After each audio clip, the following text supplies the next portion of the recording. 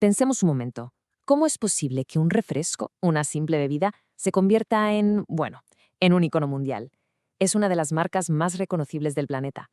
Hoy vamos a desgranar la increíble historia de Coca-Cola.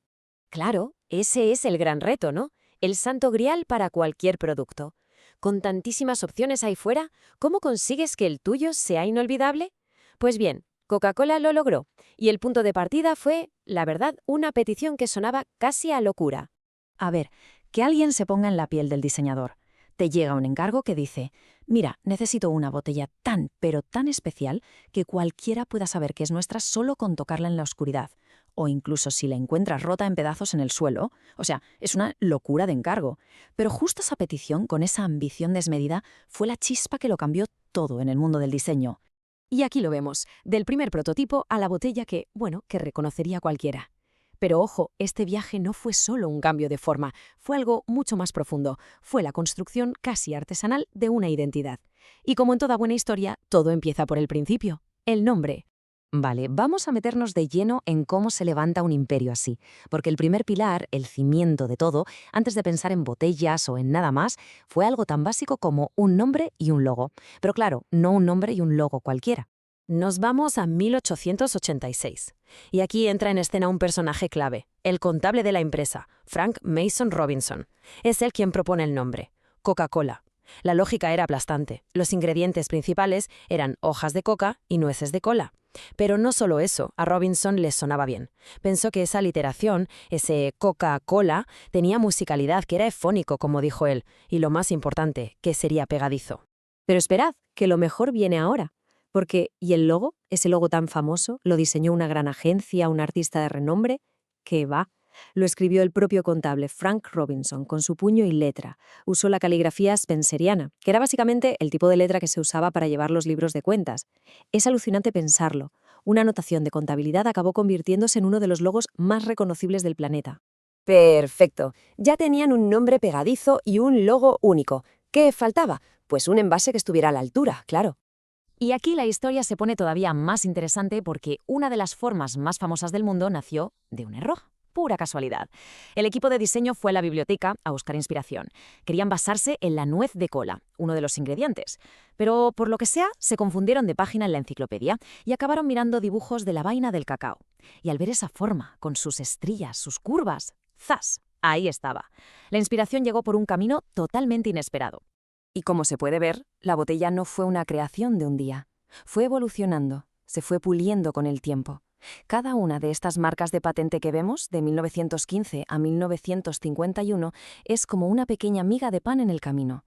No solo eran para proteger el diseño claro, sino que hoy nos cuentan la historia de cómo se fue perfeccionando.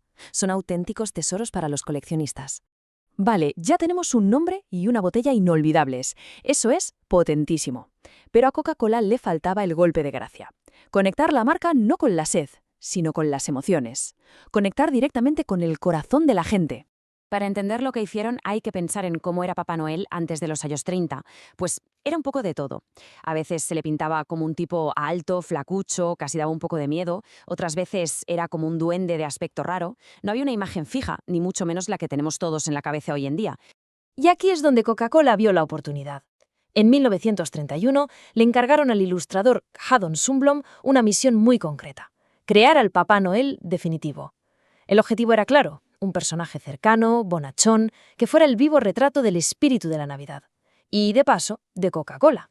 Sundblom, que era un genio, no se lo inventó de la nada. Se fue a la fuente original, a un poema muy famoso de 1823 llamado Una visita de San Nicolás. Ese poema ya describía a un San Nicolás regordete, alegre, con ojos brillantes. Sundblom simplemente le puso cara y cuerpo a esas palabras.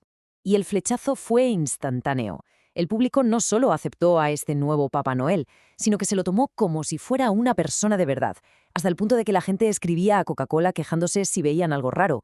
Un año, por ejemplo, el cinturón estaba dibujado al revés y se lió un buen revuelo. Otro año apareció sin su anillo de casado y llovieron cartas preguntando por la señora Claus. Era increíble. Ya no era un anuncio, era un miembro más de la familia.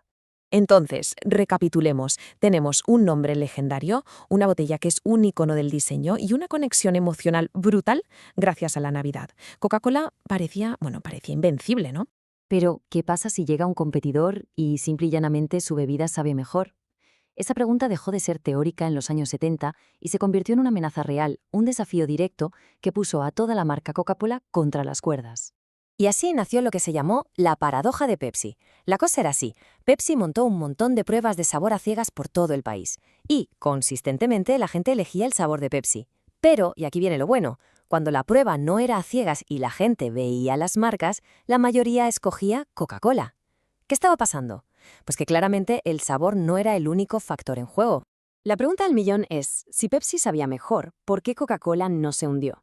Pues la respuesta está en todo lo que hemos estado viendo hasta ahora, en la fuerza de la marca. La conclusión de todos los estudios fue clara. El marketing de Coca-Cola había sido mucho más eficaz porque había conseguido algo que el dinero no puede comprar: la lealtad de la gente. Todos esos años construyendo una marca habían creado una coraza. Y lo hicieron usando estrategias basadas en valores y, sobre todo, en emociones. Pepsi no había logrado crear ese vínculo tan fuerte. O sea, al final, la gente no estaba comprando solo una bebida, estaba comprando un sentimiento, un recuerdo, una parte de su propia historia. Y contra eso, una prueba de sabor tenía poco que hacer. Así que, si tuviéramos que resumir la fórmula secreta para crear un ícono, sería algo así. Primero, una identidad súper distintiva. Segundo, una forma inolvidable. Tercero, una conexión emocional. Y cuarto, el resultado de todo eso: una lealtad a prueba de bombas, una lealtad que demostró ser más fuerte incluso que el propio sabor del producto. Y todo esto nos deja con una reflexión interesante, ¿no? Si nos paramos a pensar con qué marcas tenemos nosotros una conexión emocional y por qué. Es fascinante ver cómo las historias y las emociones influyen en lo que elegimos, muchas veces sin que ni siquiera nos demos cuenta.